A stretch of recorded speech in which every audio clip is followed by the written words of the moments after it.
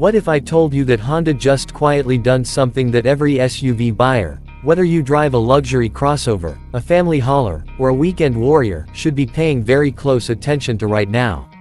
Because the 2026-27 Honda S2000 SUV is not just another vehicle wearing a legendary name. It is a statement. It is a line drawn in the sand. And by the time we get to what Honda has hidden inside this thing, and I do mean hidden, you are going to understand exactly why this machine changes the entire conversation around what a modern SUV is supposed to be. Welcome back. If you are new here, this is Drive Analyst, where we go deeper than the press release, past the marketing language, and straight into what actually matters about a car. Today, we are talking about something that has been generating more buzz in automotive circles than anything Honda has released in over a decade. And honestly, the more you learn about this S2000 SUV, the more you realize the surface level coverage has barely scratched the paint. So, stay with me because there are details in this reveal that most outlets have completely glossed over, and understanding them will completely shift how you see this vehicle. Let us start with what Honda was actually thinking when they decided to resurrect the S2000 name and attach it to an SUV. To some people, that decision alone felt controversial, almost sacrilegious. The original S2000 was a raw, high-revving roadster, a driver's car, an analog scream of an engine wound up to 9,000 RPM. So, why take that name, that heritage, that emotional weight, and wrap it around a family-sized SUV? Because Honda is making a philosophical argument. They are saying that the spirit of the S2000, precision, driver focus, mechanical clarity, and performance without compromise, does not belong only in a two-seat roadster. That spirit can live in a machine you use every single day, one that carries your family, your gear, and your ambitions. That argument, as bold as it sounds, starts to make a lot of sense the moment you see this SUV in person.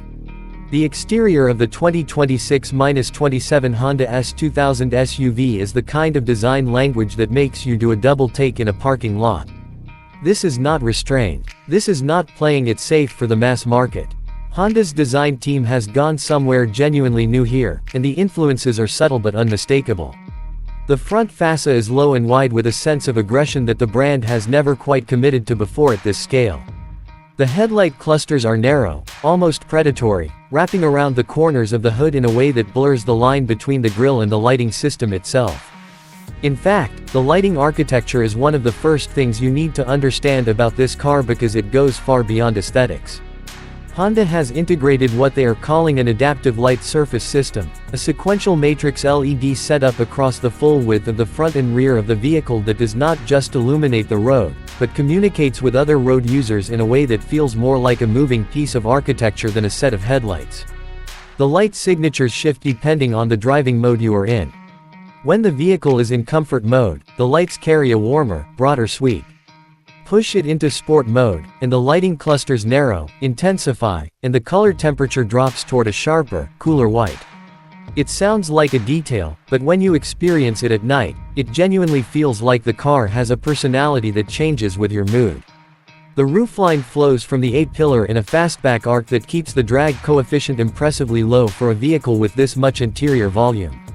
The wheels, and this is something you really have to see, are a forged multi-spoke design that sits flush with the bodywork in a way that makes the S2000 SUV look like it was pressed out of a single mold. Depending on trim level, you are looking at 21 or 22-inch options. And the way the wheel arch has been sculpted to frame them gives the entire profile of this SUV a muscular, planted confidence without veering into the kind of exaggerated aggression that dates a car in 5 years. The side character lines are minimal by intent. Honda's designers have talked openly about their philosophy of emotional restraint in the body panel work, meaning they resist the temptation to carve unnecessary creases just to look busy. What you get instead is a surface that plays beautifully with light, that looks different in morning sun versus overcast daylight versus the glow of city streets at night. This is a vehicle designed to be discovered gradually, and that kind of design confidence is rare. Now, step inside, and this is where the conversation about the S2000 SUV shifts from impressive to genuinely remarkable. The cabin of this vehicle is organized around what Honda calls a zero-distraction architecture. The thinking is elegant. Everything the driver needs is either directly in their sightline or exactly where their hands naturally rest. Everything else, and this is the part that surprises people, has been moved away from the driver and toward the vehicle's AI layer. What does that mean in practice? It means that the interior does not feel like a cockpit stuffed with screens. It feels like a room, a remarkably well-appointed, thoughtfully considered room. The dashboard uses a sweeping single-curve display that runs from the driver's instrument cluster, which is fully digital and configurable, into the center of the vehicle, where a large touchscreen serves the infotainment and climate functions. But unlike so many modern cars that have simply planted a tablet into the dashboard and called it innovation, Honda has done something more sophisticated here. The screen's interface adapts. It learns your preferences over time, promotes the information you use most, buries what you never touch, and adjusts its visual density based on whether you are driving in a city, on a highway, or sitting still in a parking lot. It is the difference between a system designed to be used and a system designed to be photographed. The materials throughout the interior are a step that Honda has never quite taken before. You are looking at real open-pore wood trim sourced through Honda's sustainability partners, alongside soft touch surfaces that have more in common with a premium European interior than anything the brand has offered in this segment before. The seats are thickly bolstered with layered memory foam beneath a leather or available ultrasuede surface. And the front seats in particular offer a level of lumbar and side bolster adjustability that will matter enormously on a long drive. And speaking of long drives, the ambient lighting system in this cabin is something that deserves its own conversation. Honda has implemented a full-spectrum 64-color ambient system that is not just decorative. The system is linked to the navigation and time-of-day data. So, as you head into a tunnel or as the sun sets, the interior lighting shifts to compensate and maintain cabin atmosphere.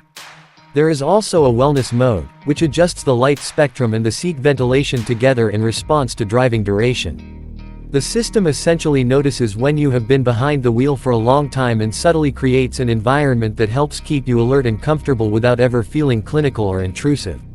The second row of the S2000 SUV deserves more attention than it typically gets in coverage of this vehicle.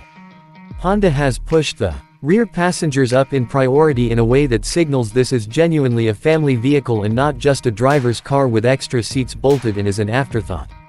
The rear seat passengers get their own climate zone, their own USB-C and wireless charging points, and the headroom, despite that sweeping fastback roofline, is genuinely generous. Honda's engineers spent significant development time on the packaging here, and it shows.